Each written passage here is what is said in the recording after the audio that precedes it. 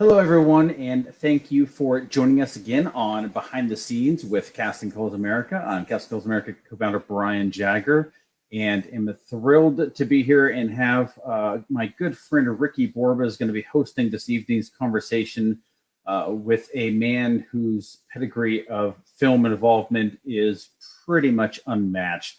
Uh, Anybody who's interested in filmmaking on any side should be interested in this conversation. And we look forward to hearing more. And Ricky could not be a better person to have this conversation. I've been friends with Ricky for a number of years, and I think every other conversation, there's some sort of reference to some of the films that we're going to be talking about this evening. And so the fact that we get to have this conversation together, I'm very excited about.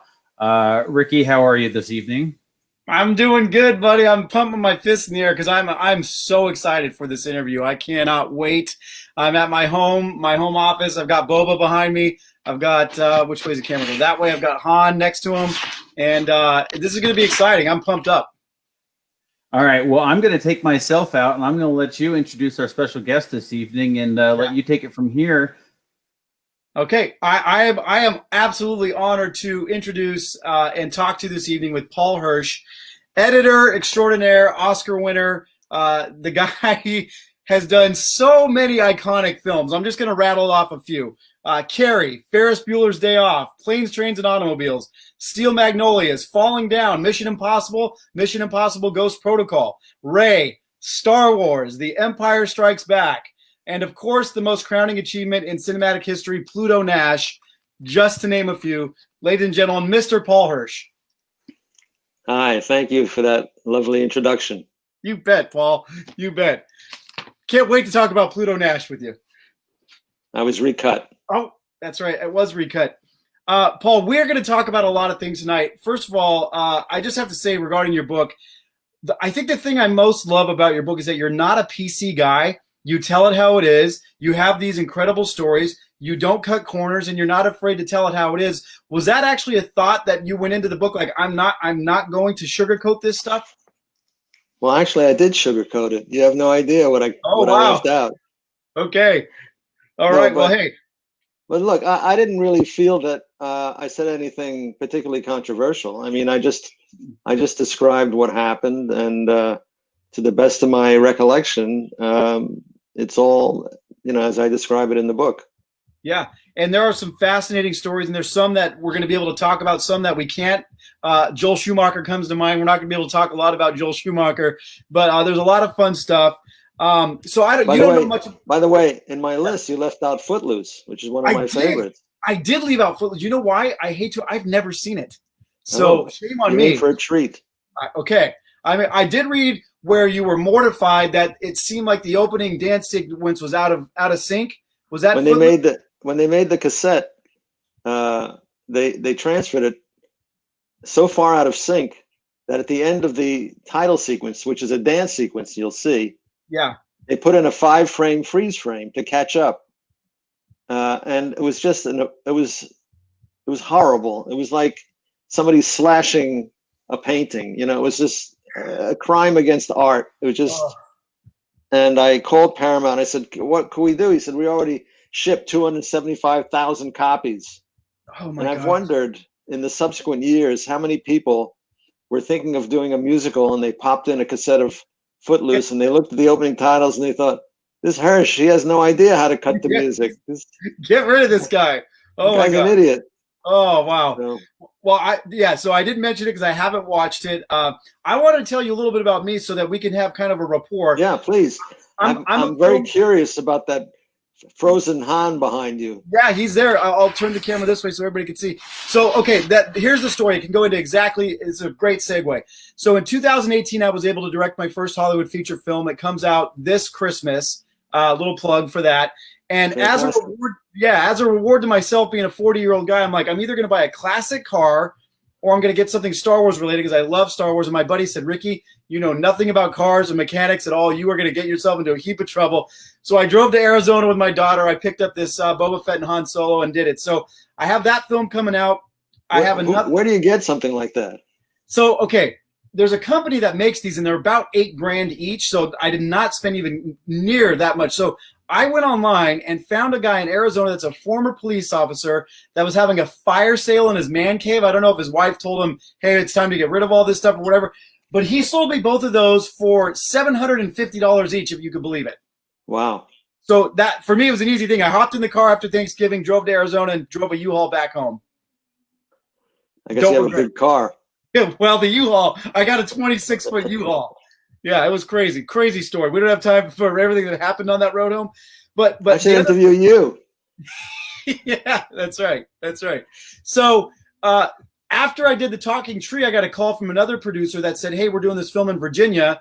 Would you like to direct that? So I directed my first 2 films within about 6 months, and that film actually comes out September 3rd. So the second film I directed is coming out first, and I couldn't be more happy. But it's a good segue because it leads me to my first thing I wanted to mention about your book. And you said, for those that haven't read, I'm saying, for those that haven't read the book, what makes the relationship between editor and director so special? You say, it's one of the strictest rules in my makeup that the editor must be loyal to the director. And then you said the creative bond between the editor and director can be extremely intimate. Before you answer that, I want to say that my first film that I directed, The Talking Tree, I sat with the editor, lock and step, and I could not be more proud of that. My second film, I had absolutely no involvement on the edit. And so when the world sees it on September 3rd for the first time, I will too. And I'm nervous. So go ahead and talk about that relationship that the director and editor have, if you would. Well, I would make an attempt to see the cut that they're going to show. Why do you have no rights with that? I don't understand. That's a great question that I did not get a very solid answer on. And so here we are. Okay, I should suggest you join the Directors Guild, and then you'll be protected. Yes, absolutely. Absolutely. Yeah, my experience was that my first 5 films were for Brian De Palma. Yeah. So naturally, nobody else gave me a job.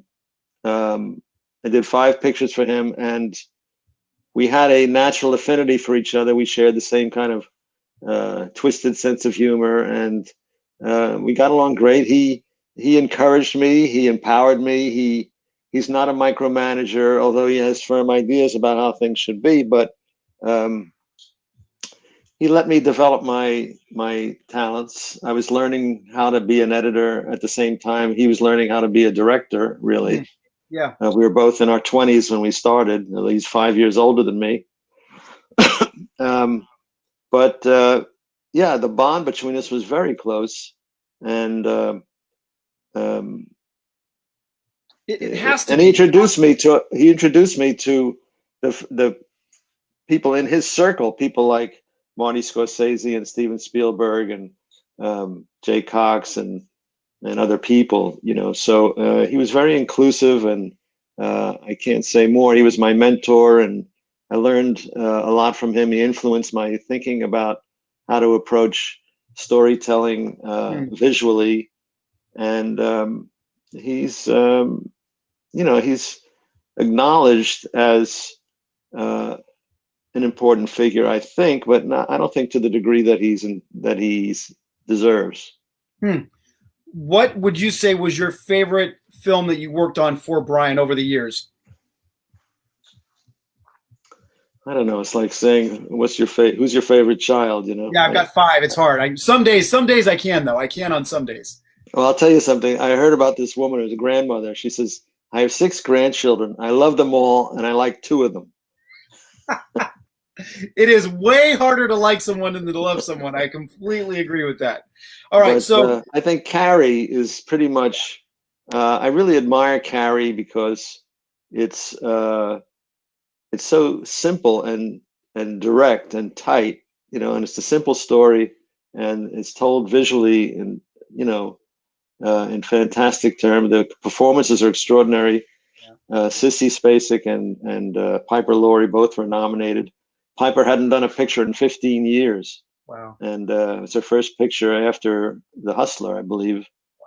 And she it's the kind of picture that I don't have any regrets about. Oh, I wish I'd done this. I wish I'd done that. I wish I hadn't been forced to do this. I wish I hadn't been forced to do that. It's pretty much I'm very happy with the cut, and and it's become iconic. It's become part of the culture.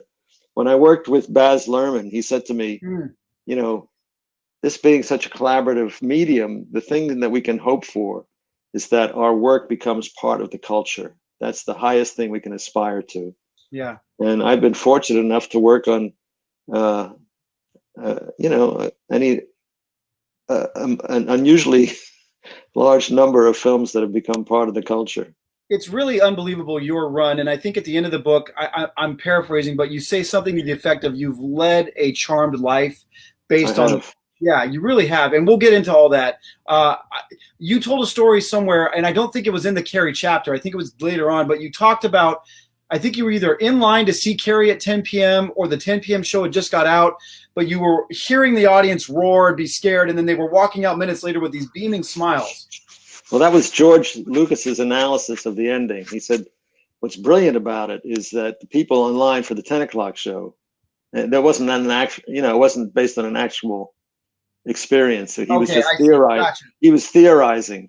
He was saying what's brilliant about it is that, the doors bang open and the audience comes out bubbling, and everybody in line is thinking, gee, I wonder what that was all about. Yeah. Yeah. And then at the end of the movie, you sort of got that in the back of your brain, and it feels like it's over, and then the music is nice and calm and quiet, and then there's that jump scare at the end, and he thought that was a really brilliant stroke to have that so close to the last frame, Absolutely. So because we're doing this with Casting Calls America, and it's primarily for actors, but there's also a lot of people who are involved in different, avenues of filmmaking. I wanted to give you an opportunity to talk about editing as an art form. You talk a lot in the book about music and when to use it and when not to use it, but I just wanted to give you an open forum for a minute to talk about how important editing is to a film, and how much you love it and why you love it, if you want to go there. Well, everything that's done on a film, all the hard work, all the months of prep and building the sets and sewing the costumes and all the camera work and the long hours that are put in production from 12-hour days, 16-hour days, whatever they are, in the cold, in the heat, in the rain, all this effort is devoted to one thing, which is providing editors with raw materials for what they do. And the experience is meant to be seen in an edited form. Everything that's filmed is meant to be edited. So from my perspective, I've had the good fortune to be presented with, it's like if I'm a jeweler, they've given me these extraordinary jewels. I don't have to make necklaces out of corn kernels. I've been given extraordinary jewels, gems, and it's been a privilege. But and like everything else, a lot of it depends on timing. I've also been known to say that I learned more about film editing from Beethoven than from anyone else. Interesting. And the reason I say that is that he had a very keen sense of time and rhythm and pacing, and he would often set up expectations in the listener by repeating something. And then he would state something, he would repeat it, and then the third time he would put a different spin on it, and you get a surprise element. And I applied that to my work at times as well, where you set up an expectation and then you twist it. For instance, like the scene in Carrie when Margaret White is coming after Carrie with a butcher knife, and Carrie's cornered in the kitchen, and she starts making the kitchen utensils fly toward Margaret. And they had done this elaborate trick of setting up wires connecting to Piper was wearing a gown under which was essentially like a dartboard. And they would have these utensils with a little like a pushpin ending on it, and they would hang these utensils from this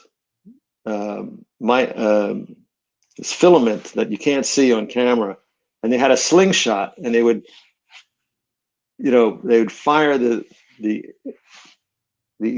tool or the instrument down this wire, and it would land in her chest. Wow. So they did this over and over with different implements. They had, a knife, a fork, or, various things. And then they also tried it where they would spin the object on its way through the air. So they did that with all of them, but I did that only once, and it was at the end of the sequence. So this is what I'm saying. You set up an expectation where you see a knife, a fork, whatever coming at her.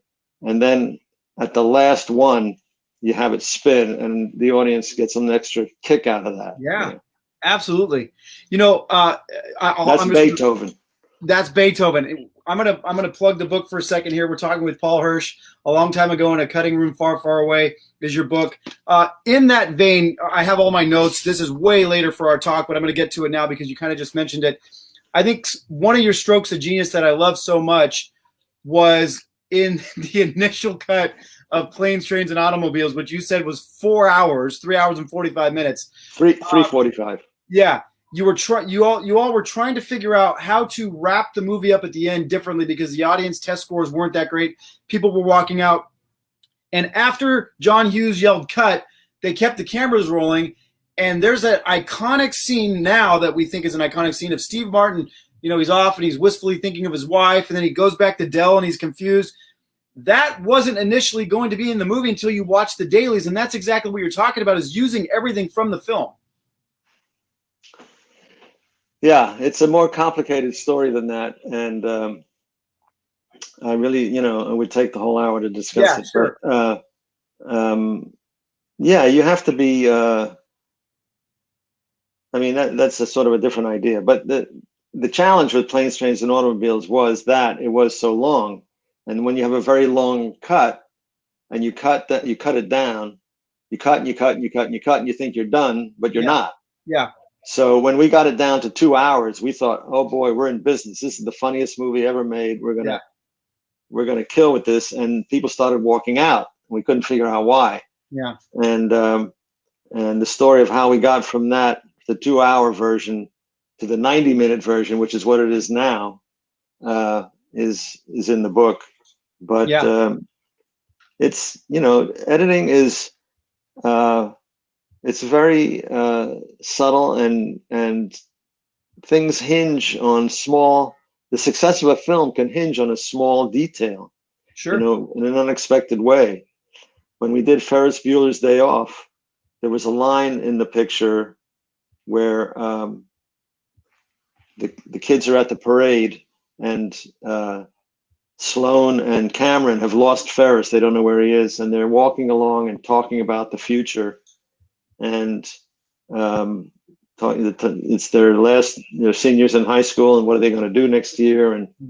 And Sloane had this line where she said, "It's harder for guys because a girl can always bail out and get married and get pregnant, and find a guy and get pregnant." Yeah. And the women in the audience took great exception to this line, and there were a couple of female executives at Paramount who pointed this out. We took the line out, and the women's scores went way up as a result of just taking out that line.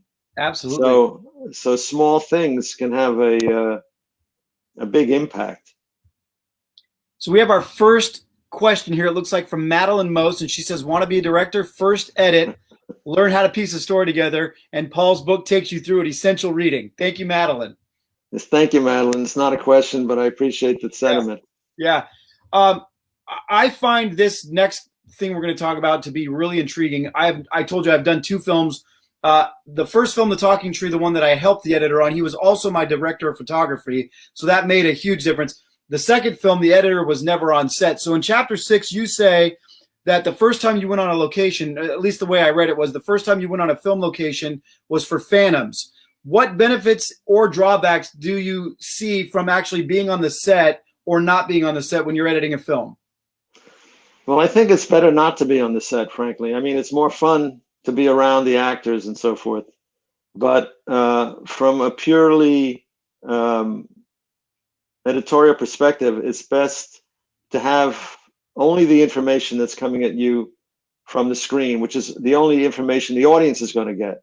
Yeah. So it gives you the greatest editorial detachment if you're only presented with what the audience is going to see. So you don't know that this actor is a difficult person and upsets everyone, and you don't know that craft service failed to show up and everybody's angry because there was no breakfast, or whatever the problems or little things that go on location, on the set, can affect how you feel about the material.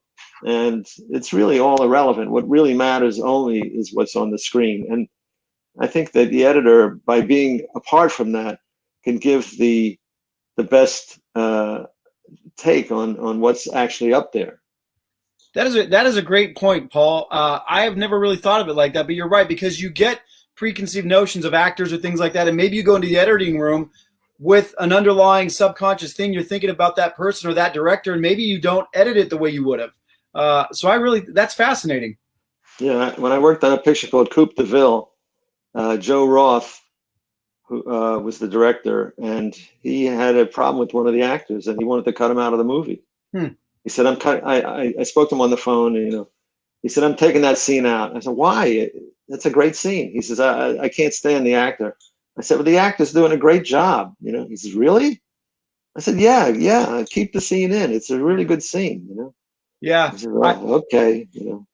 Before I directed The Talking Tree, I took a bunch of master classes from that website, and Spike Lee, Werner Herzog, and Martin Scorsese. And one of the things Werner Herzog said was he never fraternizes or interacts with his actors offset, because he used Nicolas Cage. He said, I don't want to know what Nicolas Cage looks like when he eats breakfast. And so going into my first film, I'm thinking, okay, I shouldn't be friends with these people then, but I'm the type of person that doesn't work. So I found, for me, I actually operate better with actors when I get to know what they look like when they're eating breakfast. So I guess it depends on who you are, but I really do actually find the value in what you said about an editor not having a preconceived notion. Yeah, the detached editorial perspective is best. Yeah. So I think I put two and two together properly here, but you can correct me if I'm wrong. You also talk about in that chapter that you love using wipes as a way to transition between scenes, and it reminds you of old Hollywood. By the way, you and a group of other people were, quote unquote, the new Hollywood. We can talk about that later if we want, but a lot of the times I hear Star Wars fans, and we're not going to get to Star Wars yet, don't worry, they talk about George Lucas being the master of the fade and the wipe, but is that a Paul Hirsch thing? No, I mean, I came into the business 43 years after the beginning of the sound era. So I'm not, I was not there at the beginning. Right. When I started to learn about editing, I was working at a trailer house, and trailers used to use a lot of wipes. And I would go to the optical house. There were companies you would go to have them do your special effects. And they would have a chart that they could hand out to the customers that would show you all the different wipes that they had, and it was like, they would have an iris out, they'd have an iris in, they'd have a wipe going this way, a wipe going that way, they'd have it going this way, going that way, it would open up this way or open up the other way. Yeah. And curtains coming in, curtains opening up, and they had these charts, these pages of all these little pictures showing all the different kind of wipes that you could use. And one of the directors I worked with called it the flags of all the nations. There's literally maybe 100 different effects you could do, and I was tickled by these things. And when I did my first picture, which was Hi Mom, there were certain transitions that.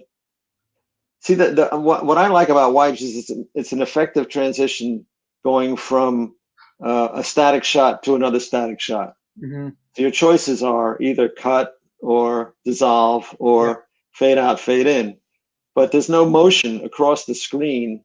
It's motion pictures. You want to look. I try to look for motion as much as possible. Yeah. So when you have two static shots, why not have a wipe? Yeah. So so that was the genesis of it. And then I had used them and I liked them, and people seem, I liked the effect that it gave, as I say, going, and it's also useful when you're going from a moving shot to a static shot. Sure. Or from a static shot to a moving shot. Yeah.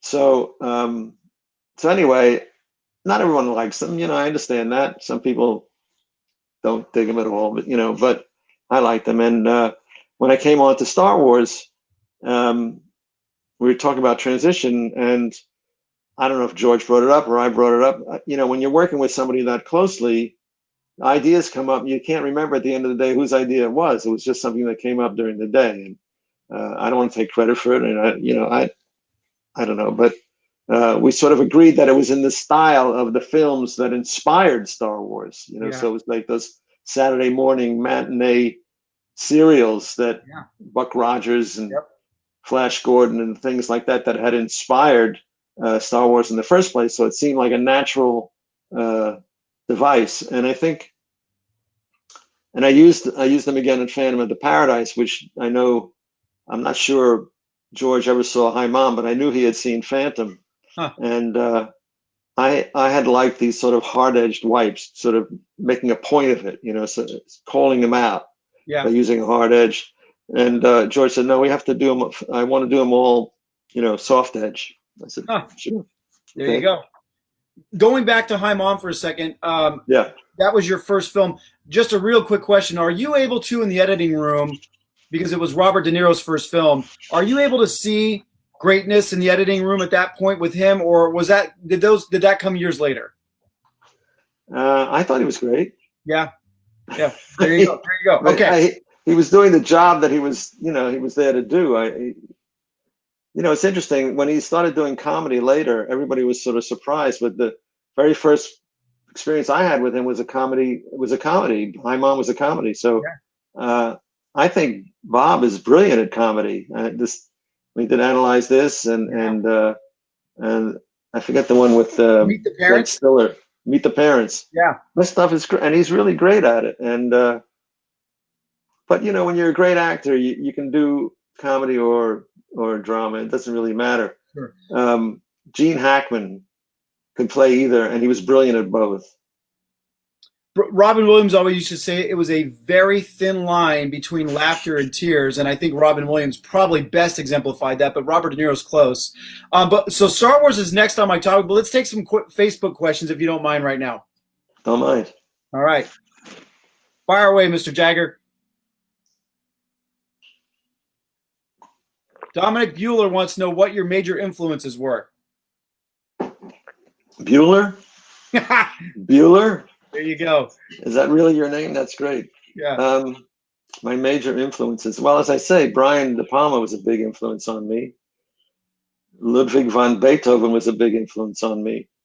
I was deeply struck by Orson Welles' films. I didn't understand or know anything about filmmaking when I saw them. I saw 4 of his greatest films in a row in Paris when I was a student there in 1966. And they had a deep impact on me. And some of the new wave stuff, the Breathless and 400 Blows, and I was sort of a movie fan way before I got into way before I even thought about getting into the business. That's the way it should be. I mean, I loved films since the time I can remember, and all I ever wanted to do was make them. So that makes sense to me. Mackenzie Tice wants to know, are you still friends with anyone from previous films? You go ahead and take it. Yeah, I read all about these fun stories. Yeah, I'm friends with a number of people that I've worked with. Not all, but yeah. In fact, during this lockdown, I've been on a kind of a email ring with 3 or 4 guys. One of whom is Taylor Hackford. Oh, who directed Ray. So Taylor and I have stayed friends, and as you get older, it gets harder to get together with people, and of course you lose people. Yeah. But yes, I have stayed friends. some people you grow apart from, and some people you stay close to. Yeah, and going back to you not being a politically correct guy and telling it how it is, one of the more fascinating stories in your book is about John Hughes, about how he was really, really hot with people, and then for no apparent reason would become extremely cold and turned off, not answer phone calls and emails, and that's just the way it goes sometimes. Yeah, well, he was unusual in that respect, but he was a brilliant talent. Yeah. Yeah, I regret that I wasn't able to do more pictures with him. I've been doing some interviews with his son, questioning me, James Hughes, and James looks so much like his father. I almost died when I saw him for the first time. When I met him, James came to my house. He was in LA. He visits LA a lot because he spent many years of his childhood in LA. He now lives in Chicago. But when he walked in, he looked so much like his dad. And he was the same age as his father was when I first met his father. So it was really eerie. That must have been like walking into a surreal time warp experience where you weren't sure if you were dreaming or alive or awake.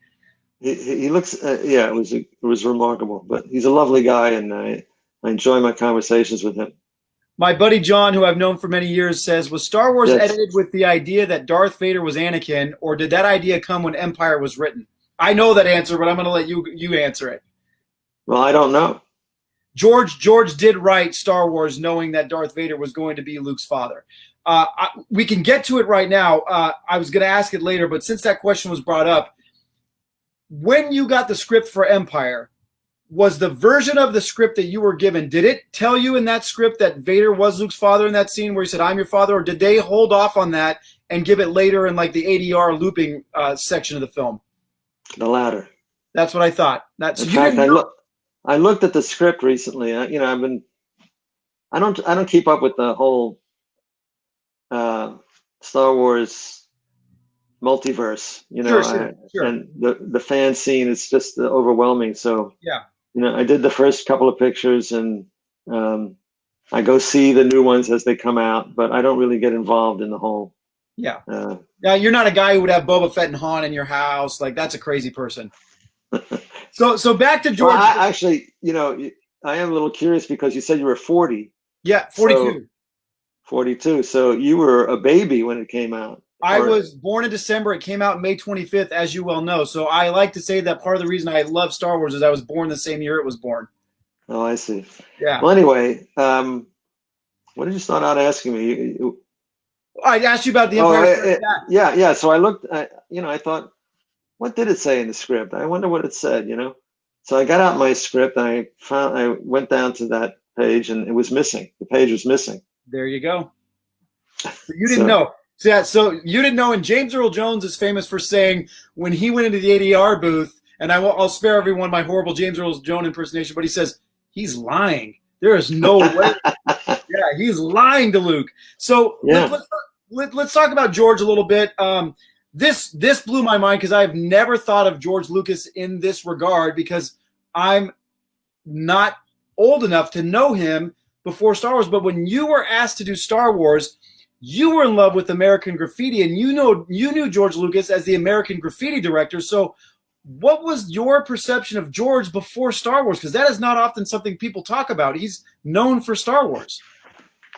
Really, that's interesting because American Graffiti was, and may still be, I don't know, one of the most, at the time, it was the most successful film ever made in terms of dollars returned for money invested.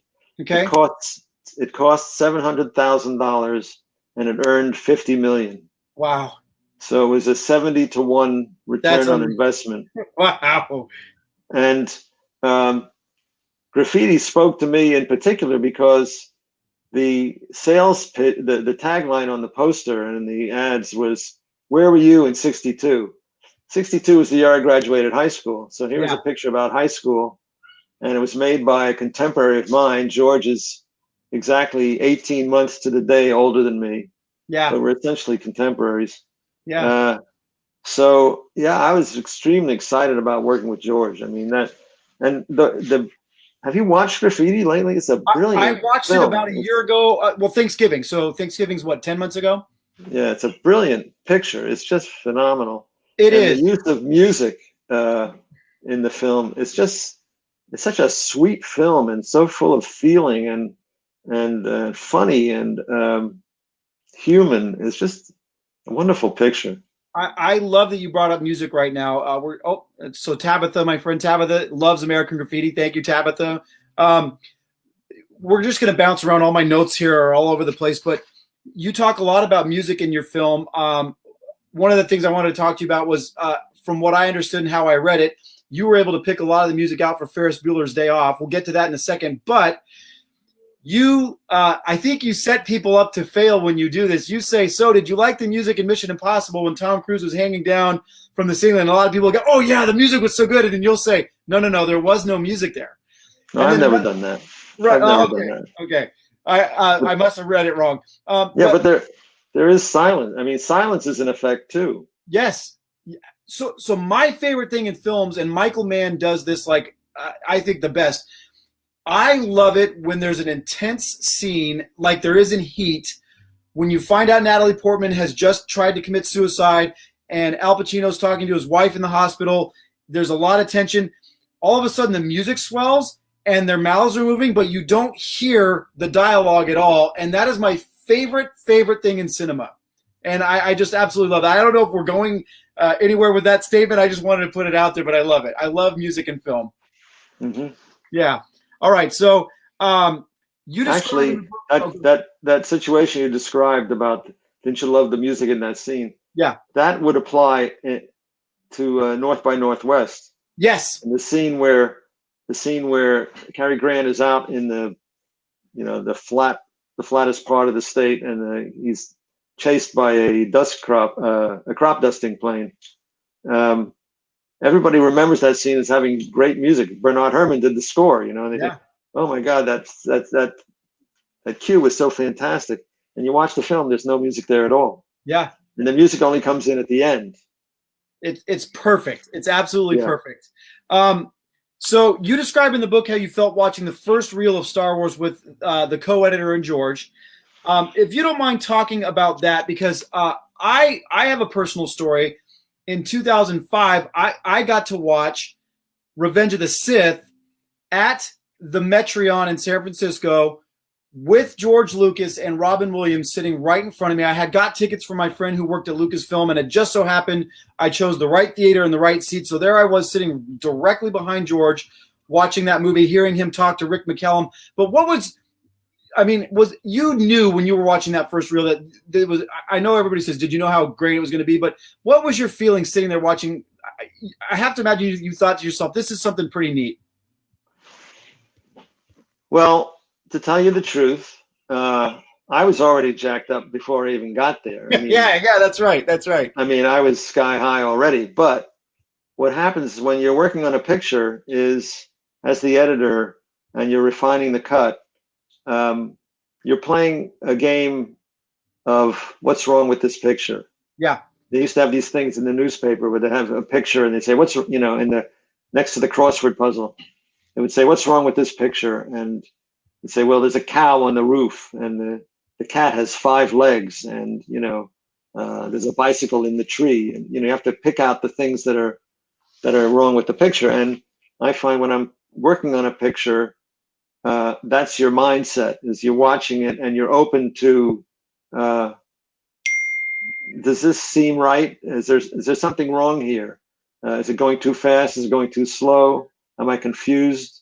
Does that cut bump me? Whatever. You're open to things that you need to fix. Yeah. So when I was watching that first reel, that's my mindset. I wasn't thinking about, oh boy, this is so great. I was already at work. I was thinking, what's wrong with this? I see. For instance, when the stormtroopers blast into the hallway at the very beginning of the picture, there's a big close-up of an actor, and I said, who's that? And they said, oh, he's the captain. I said, is he an important character? And they said, no. And I thought, well, why are we having a big close-up of this guy? So it's storytelling where you go close on things that matter. You don't go close on things that don't matter. Yeah. So that was my mindset. I was thinking in terms of what's wrong with this. And, because I was brought in late, the first editor had been let go after they finished principal photography in England. Looking at somebody else's work, it's easier to see what's wrong than when you're looking at your own work and trying to figure out what's wrong. Yeah, your book has forever ruined the droid auction scene. I had no idea in the 100,000 times I've watched the movie how much Uncle Owen was blinking. And so I rewatched Star Wars again last night because you said in your book you cut around his blinking, and there he is. He must have blinked 400 times in that little section he was on the film. I had never noticed that before. Well, it was very hot and dry, and the wind was blowing, and the poor guy was, So I tried to cut around it as much as possible. Yeah. Brian says we've got some video questions that he'd love to go to right now. So let's go for those, Brian. Hi, my name is Alexander Newhouse, and I'm an actor with Casting Calls Sacramento. My question is, while you were editing the first 2 Star Wars films, and thank you so much for your work on both of those films, did any of your ideas result in changes to the story as it was initially written during filming? Paul, can I answer one of this for you? Because I wanted to bring it up myself. Sure. Okay, you are responsible for the Jedi having blue lightsabers and the Sith and Darth Vader having red lightsabers. George wanted that crisscrossed. Well, he suggested it. He said, I'm thinking of, it goes back a bit. When I first saw the scene in Ben's cave when Alec Guinness gives Mark Hamill his father's lightsaber, I looked at the film and the saber seemed to be glowing. And I thought this was original photography. And when it's on film, there are key numbers printed in every, not printed, but as part of the negative, every foot. They're called latent edge numbers. So it's developed with the films. You need to be able to find every single frame of film. And there's an elaborate system of numbering of the film footage so that you can find any particular frame in millions of feet of film. So I looked at the edge numbers, and when it's been an optical, the edge numbers are different series. So you can tell original from optical negative. Got it. When I looked at the edge numbers, and they were original negative, and I couldn't figure out how does this glow? I don't understand it. So I asked George, I said, how did you get this effect? And it was a very tricky deal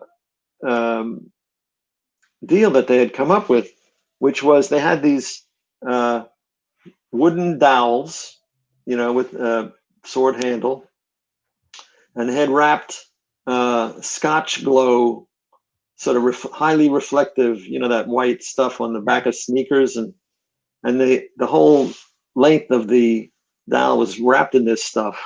And if you shine a light on it, it's highly reflective. And so that's what they did. They would shine a light on it. But if you shine a light on an object, it'll throw a shadow. So to avoid that, they made the source of the light come from the center of the lens of the camera. Yeah. And they did that with a mirror. They were shooting through a mirror, so they'd shine a light into the mirror, would project the light onto the scene, and the shadow cast by the object would match perfectly the object itself, so you couldn't see the shadow at all. So then I said, "Is that going to be the effect?" He says, "Oh no, this is just a guide for the animators are going to put colors on the swords. I'm going to have, Luke's sword be red and Vader's sword be blue." And I said, "Well, I was an art history major at Columbia, and I said, in the traditional Christian iconography, blue represented the celestial, and red was the earthly. So, it would really make more sense if Luke's sword was blue and Vader's was red."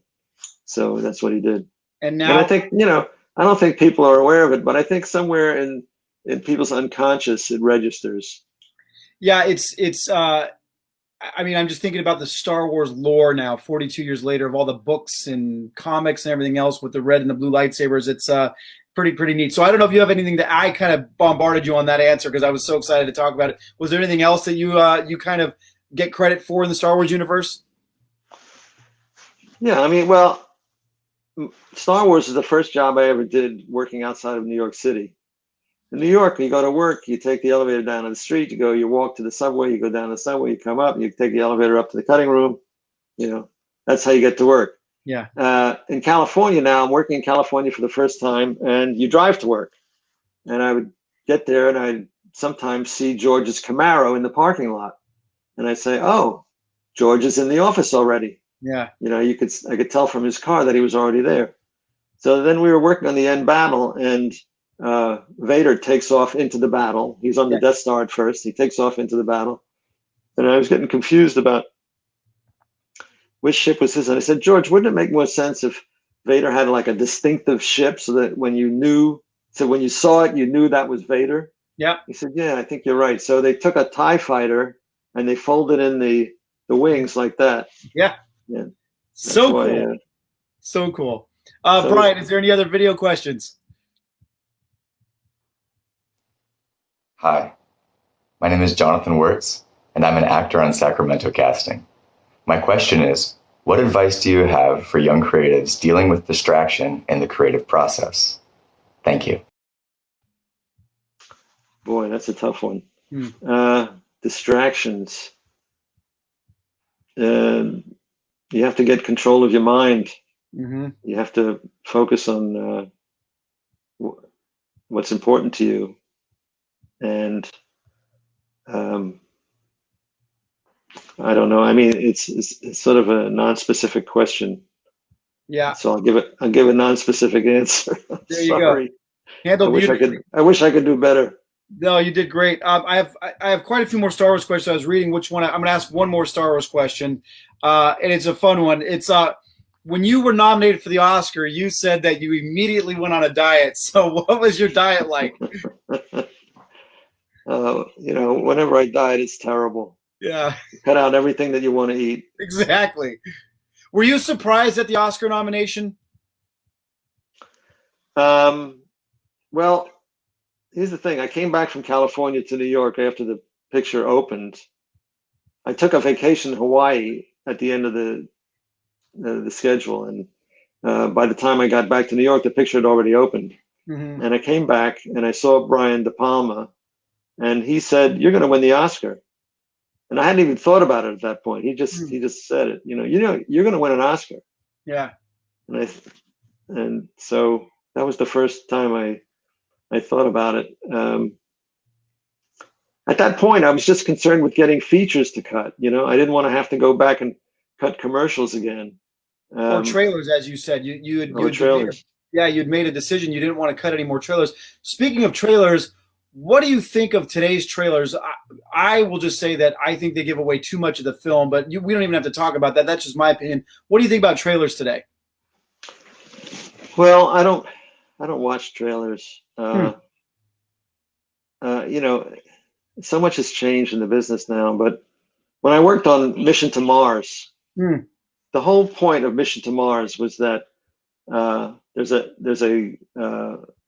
some astronauts who've gone to Mars, and they set up a base, and then it's gone silent. So they send up a second mission to find out what happened to those first astronauts.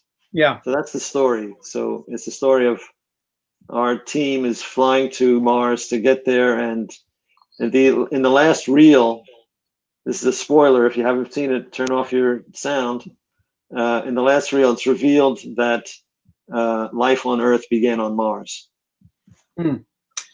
So the poster or the trailer copy read, for centuries or for millennia, man has always wondered how life on Earth began. They were looking on the wrong planet.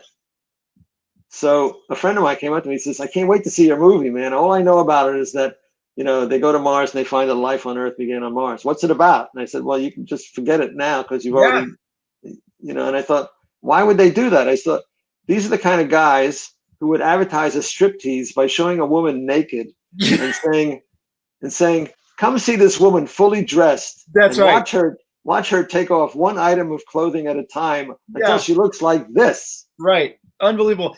My biggest gripe in that whole mindset was showing Tom Hanks alive in the trailer for Castaway. Anyways, we'll move on because there's so much more to talk about. I'm going to open your book, which, by the way, is called A Long Time Ago in a Cutting Room Far, Far Away. Everybody's going to want me to ask this question. I'm just going to read what you wrote because I'm sure you get asked 1,000 times is, what was it like working on Star Wars? Did you know it was going to be a big deal? Blah, blah, blah, blah, blah. And you give this great, great, great answer on page 162. And you say, when I'm asked what it was like living through those few years that so deeply influenced my life and reputation, this is what I tell people. Do you know what you said, or do you want me to read it? Please read it. Okay. It was as if I was walking alone and a flying saucer landed near me. A hatch opened and George Lucas stuck his head out. Want to go for a spin, he asked. I got in and went for a terrific ride. Then the saucer landed again. I got out. George smiled, waved, and took off again. It was the most fabulous adventure of my life. I love that. I love it. I love it. That's great. Thank All right, you. hey everybody, I'm sorry, we're going to move on from Star Wars, okay? There's a lot more to talk about with Paul, and it's not just Star Wars. I appreciate that, because I've done a number of these interviews. Sure. And I worked for 50 years, and all they want to talk about is 8 months of my life. Right, I get it. Well, Ricky, I'm jumping in here. Okay, all right. As you're segueing away from Star Wars, I have to ask a question because it's in the news today. Literally in the news today, they've announced that they're going to remake Planes, Trains, and Automobiles. Paul, what are your thoughts on that? I wish them good luck. It's a high bar to try to match. But, I can see putting an African-American spin on it. Could be really funny. Kevin Hart and Will Smith have a great track record in comedy, and I don't know if it'll work or not, but they did a black version of Steel Magnolias. They remade Carrie. They remade Footloose. Yeah. None of them were as good as the original, but the studios aren't interested in anything original anymore. They only want things that are tried and true.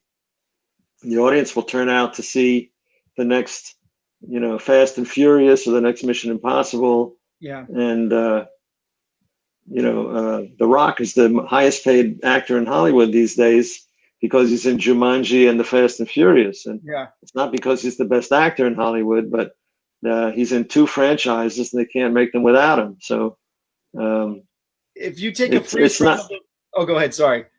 It's not the actors who draw the audiences anymore. It's the pre-sold properties. Yeah.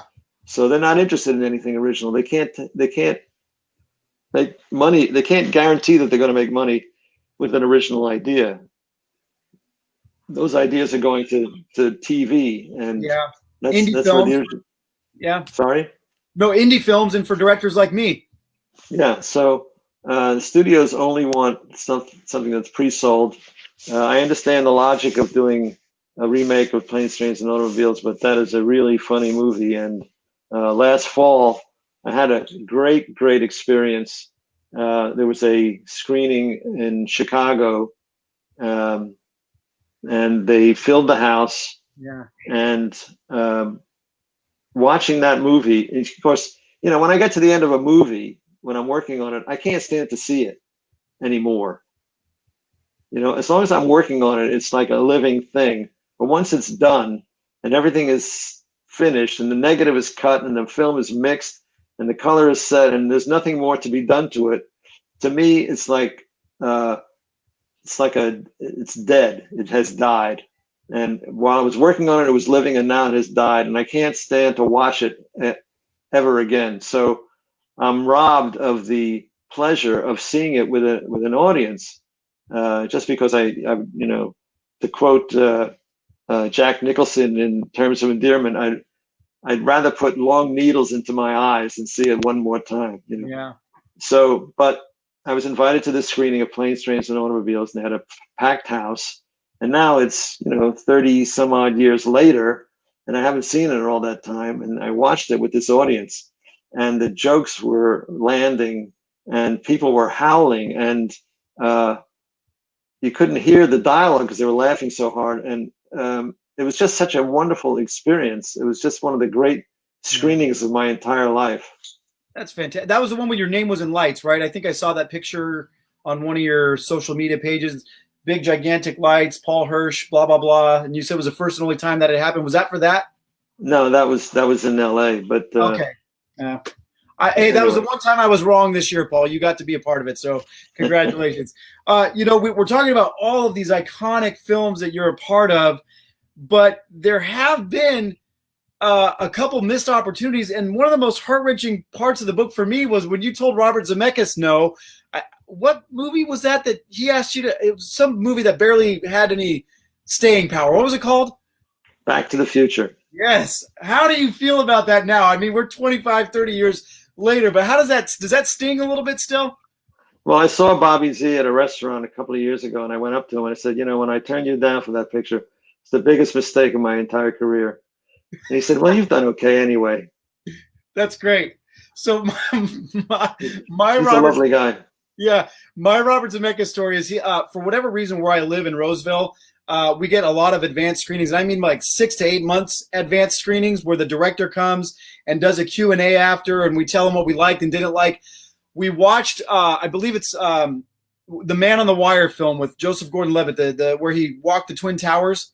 So we watched that with Robert Zemeckis in the audience, and it was a month and a half before I was about to direct The Talking Tree. And by the way, I get it. What I'm about to say, I get it. I'm not even upset about it.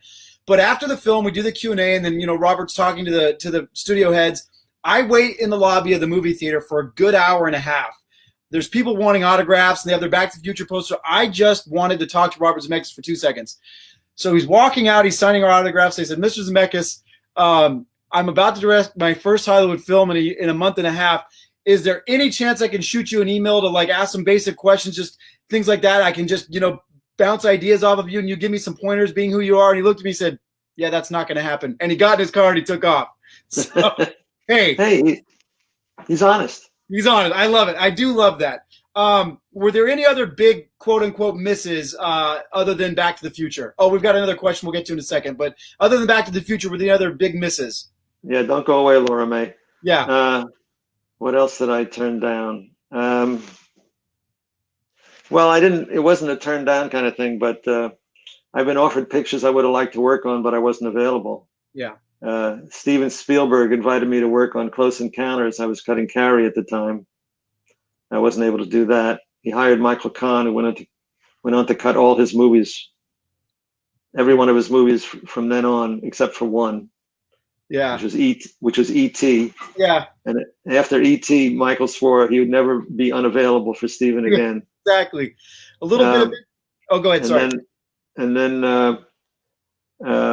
Steven Soderbergh called me while I was working on Mighty Joe Young to offer me, of course, now I can't remember the title of the film. It was a really good one with George Clooney. No, I tipped my tongue. I can't think of it either. Yeah. Well, an interesting bit of trivia about Paul Hirsch, everyone, is that he has stayed in both George Lucas's house and Steven Spielberg's house as a guest, renting on a short-term rent lease. I was going to get to that, but we're running out of time. So Laura May says, have you ever appeared in any of your projects you edited, maybe in a background scene? Yes, I was in 3 pictures. I was in Hi Mom. I have a speaking role in Hi Mom. In the last reel, I'm a man in the street visiting the scene of an explosion. And my biggest concern is that I left my wallet in my sister's house the night before. And I'm more worried about my wallet than I am about my sister.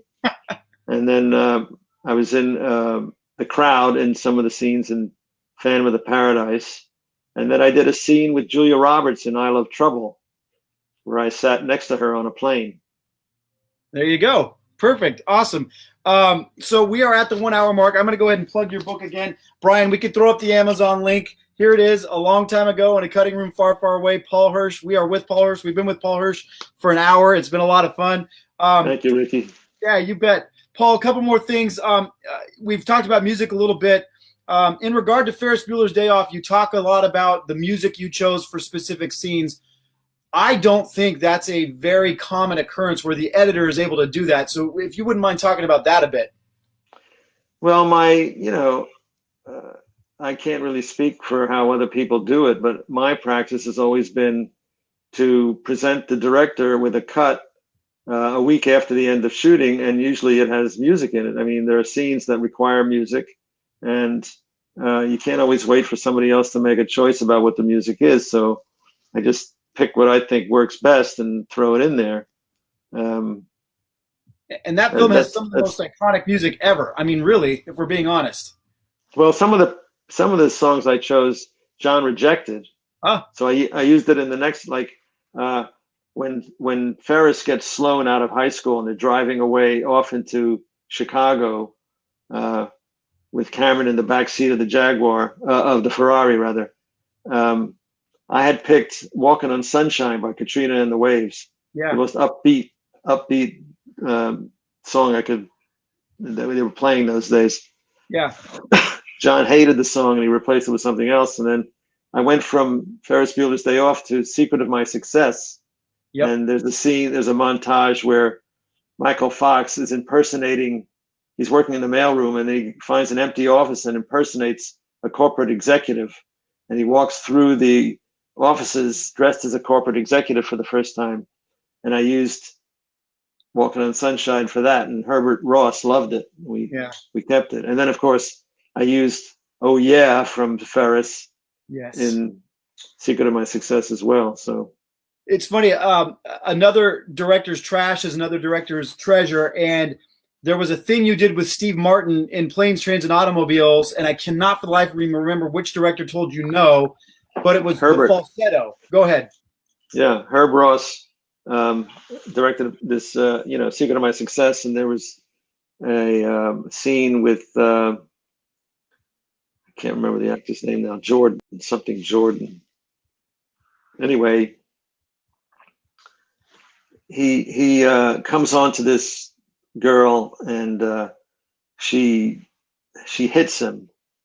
He tries to, and she hits him kind of a low blow. Yeah. And I took his next line of dialogue and I pitched it up so it would sound, chipmunky. Chipmunky. And Herbert hated the joke. So then in the next picture, which was Planes, Trains, and Automobiles, Steve Martin pisses off a taxi dispatcher. Yeah. And the guy lays him out, and Candy almost runs over him, and he comes out, and as they're driving away, Candy says something like, "Boy, it's a good thing I came along when I did. I never saw anyone picked up by his testicles before." He says, "If I hadn't shown up, you'd be lifting up your schnutz to tie your shoelaces." And then Steve opens his mouth and is pitched up like chipmunk. So. People guffaw at that scene. They just belly laugh. It's hilarious.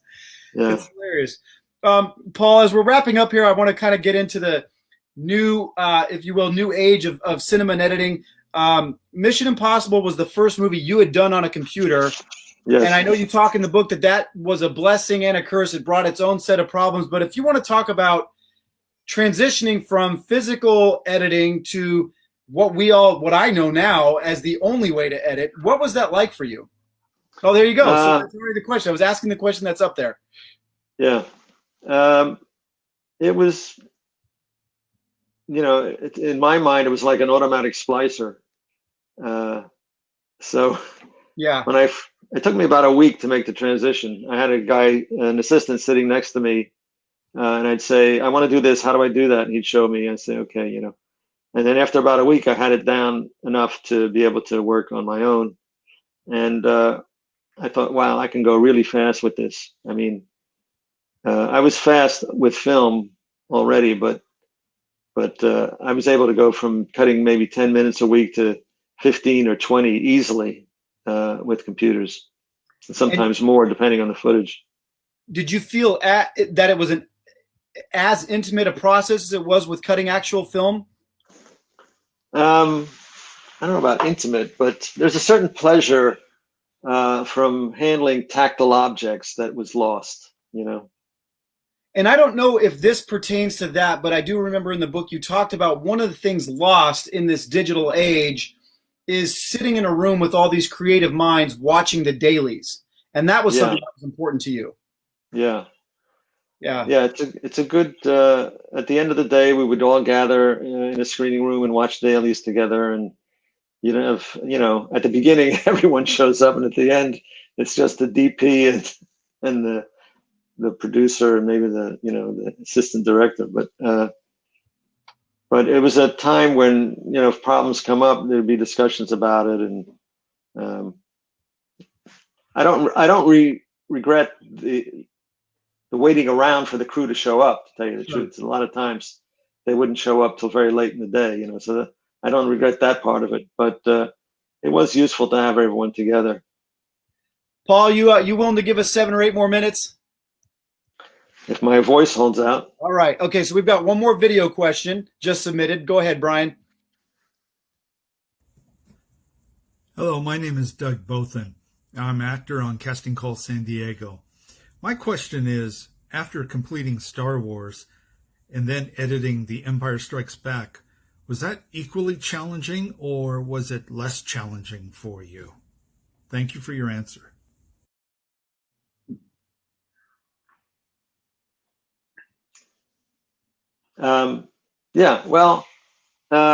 Actually, in a way, it was less challenging to work on Empire because I was able to control everything from the start. I had everything done the way I wanted it to be.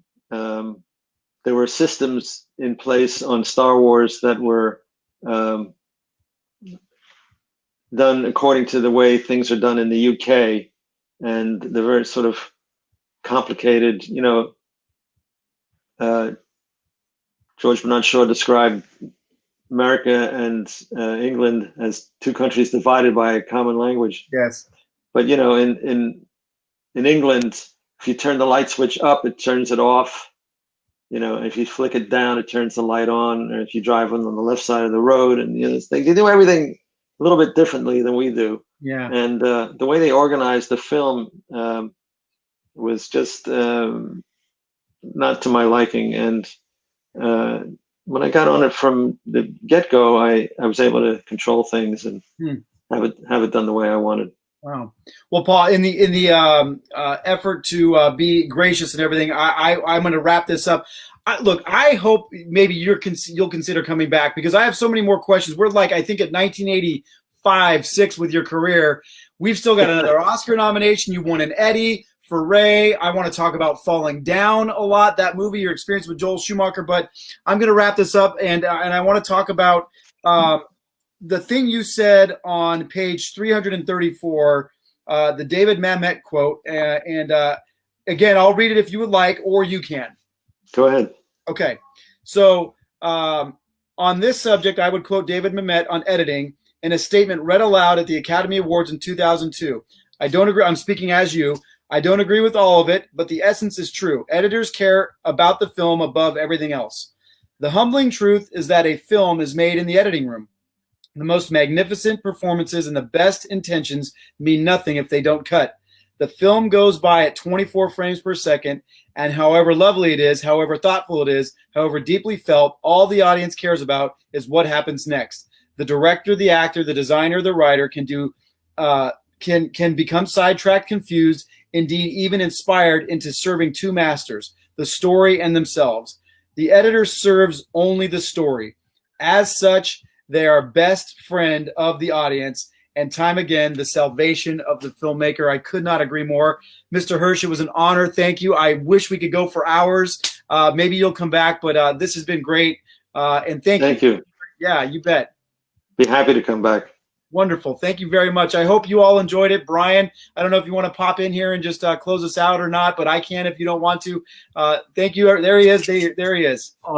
I'll just quickly join and say, Paul, thank you so much, and we really do hope you join us again. But this has been, like Ricky said, we've barely even scratched the surface of your career, and as our audience is mostly those involved in filmmaking or aspiring to be filmmakers, the question volume that we have is absolutely tremendous, and it would take hours to even scratch the surface of all the questions we've been asked. Absolutely. So next week, same bat time, same bat channel, Brian. Let's make it happen. All right. All right. Thanks again, Paul. Thank you very much. All right. It was a pleasure. Thank you. You too.